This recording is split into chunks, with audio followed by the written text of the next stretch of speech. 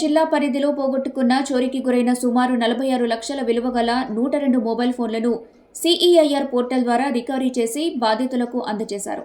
జిల్లా ఎస్పీ నరసింహ మాట్లాడుతూ, ప్రస్తుత రోజుల్లో మొబైల్ ఫోన్ ప్రతి ఒక్కరికి నిత్యావసరమని గుర్తు చేశారు.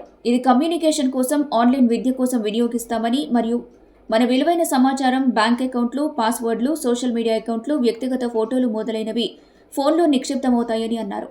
మొబైల్ చోరీకి గురైనా పోగొట్టుకున్నా అందులోని సమాచారం మాయమవుతుందన్నారు. నేరగాళ్లు మొబైల్ దొంగిలించి వీక్ పాస్వర్డ్లను బ్రేక్ చేసి ఫోన్పే, గూగుల్ పే వంటి విధానాల ద్వారా డబ్బులు కాజేస్తున్నారని స్పష్టం చేశారు.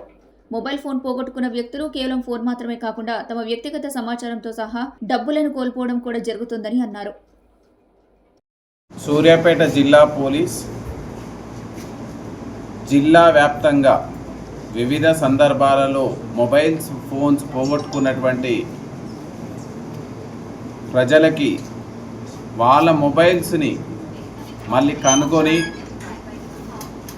వాళ్లకు అందించాలనేటువంటి తలంపుతోటి ఒక యాక్షన్ ప్లాన్ సిద్ధం చేయడం జరిగింది.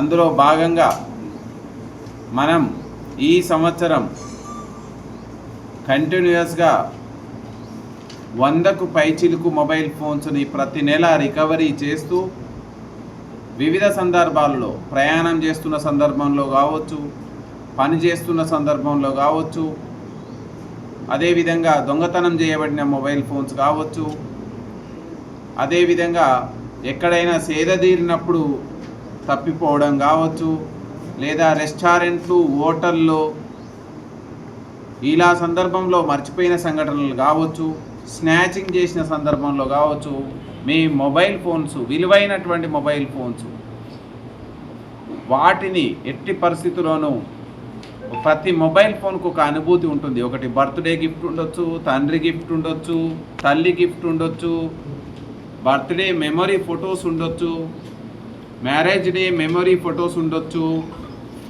ఈరోజు మొబైల్ ఫోన్ ఇంటర్నెట్ యుగంలో ప్రతి సమాజంలో అదే ప్రపంచం అయిపోయింది. ప్రపంచాన్నే ఒక కుగ్రామంగా, ఒక చిన్న గ్రామంగా మనం మొబైల్ ఫోన్లోనే, అరచేతిలోనే మనం ఈరోజు చూస్తూ ఉన్నాం.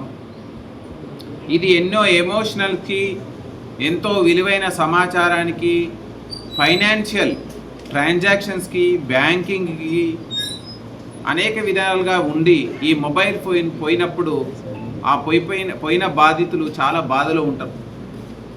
ఈ బాధని ఎట్లయినా మనం మర్పించాలి అనేటువంటి ఉద్దేశంతో ప్రతి పోలీస్ స్టేషన్లో మా సిబ్బంది వాళ్ళు చేసే రోజువారీ దినచర్యకు అదనంగా వాళ్ళు రిసెప్షన్ చేస్తున్నారు, కోర్ట్ కానిస్టేబుల్ చేస్తున్నారు, టెక్ టీమ్ చేస్తున్నారు, వారెంట్ డ్యూటీ చేస్తున్నారు, కోర్టు డ్యూటీ చేస్తున్నారు.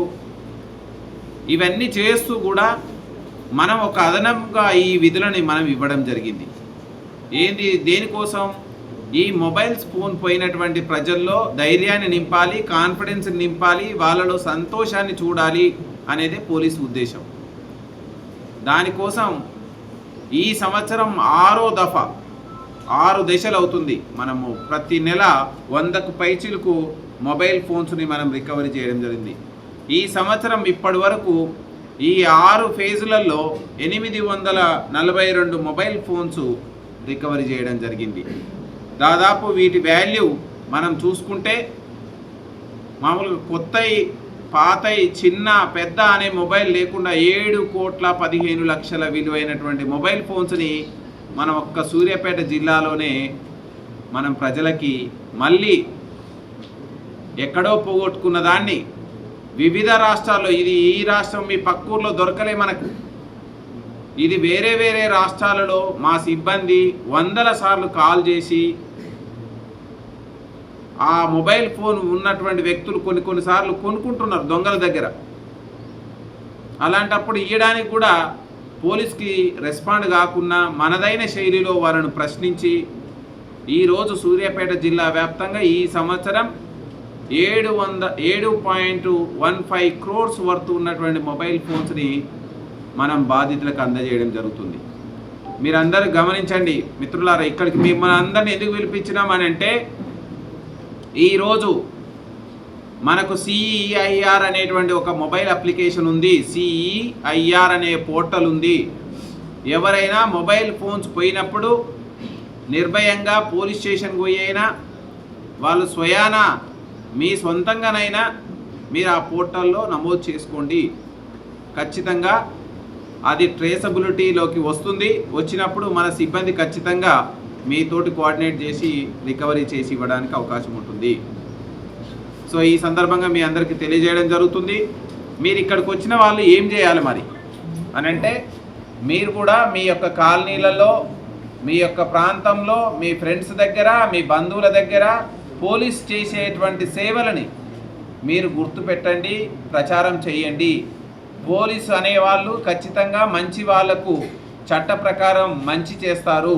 నేరస్తులకు ఖచ్చితంగా చట్ట ప్రకారం శిక్షలు పడేటట్టు చేస్తారని చెప్పండి. ఈరోజు సైబర్ నేరాలు పెరుగుతున్నాయి. కోట్లాది రూపాయలు సైబర్ నేరస్తులు ఎక్కడో సుదూర ప్రాంతంలో కూర్చొని సైబర్ క్రైమ్ చేస్తున్నారు. మనకి ఈరోజు సైబర్ నేరాలు ఇంటికాడ కూర్చొని వర్క్ ఫ్రమ్ హోమ్ అని మీరు చూస్తున్నారు. పక్క నల్గొండ జిల్లాలో అత్యధిక వడ్డీలు వస్తున్నాయని పోయి జనాలంతా ఒక ఆయనకి ఇచ్చేస్తున్నారు.